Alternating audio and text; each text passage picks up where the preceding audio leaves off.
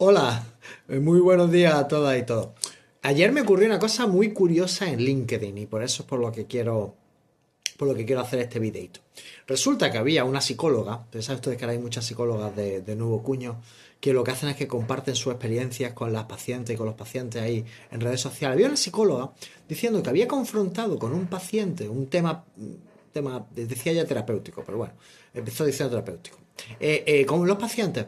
Y que resulta que uno de los pacientes se había enfadado y había abandonado la terapia. Entonces comenzaron un montón de psicólogas y psicólogos a hablar así de no, porque no era su momento, eso forma parte de la relación, habrá que esperar otro punto y tal. Y yo recordé, claro, porque yo tengo que reconocer, yo me he tirado 25 años ya trabajando como psicólogo. Y tengo que reconocer que yo me formaba en diferentes escuelas. Y la primera escuela que yo me formé era la escuela que trabajaba mucho con autoayuda, con grupos de autoayuda, con grupos de terapia y con la confrontación.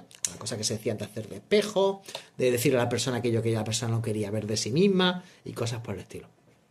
Entonces, claro, cuando yo escuché a esta profesional diciendo lo de la confrontación, yo le pregunté, bueno, ahí la clave, le dije, ahí la clave está en qué le dijiste.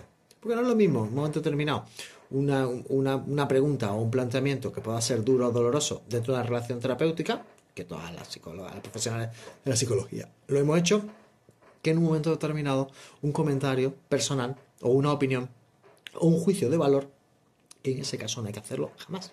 Profesionales de la psicología tenemos que aprender a no hacer esos juicios de valor.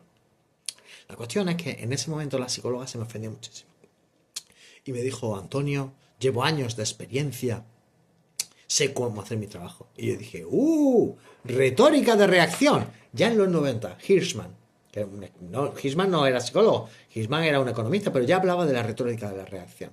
Y Hirschman ya explicaba, utilizando la retórica de la reacción, el que muchas personas, con conocimiento y con una cierta posición, lo que utilizamos es lo que sabemos para defendernos y para defender nuestra postura y nuestras posiciones y para responder ante cualquier crítica o comentario que nos puedan realizar.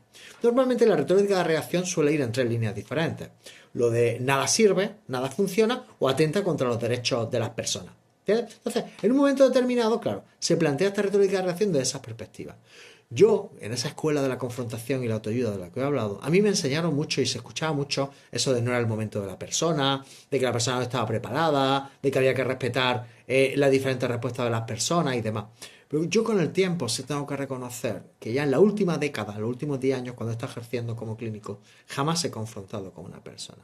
No creo que sea necesario ir al choque o hacerle ver a la persona algo de sí misma que no quiero ver. Otra cosa es preguntar y hacer las preguntas que una persona no quiere hacerse, que eso sí que es necesario. Pero a mí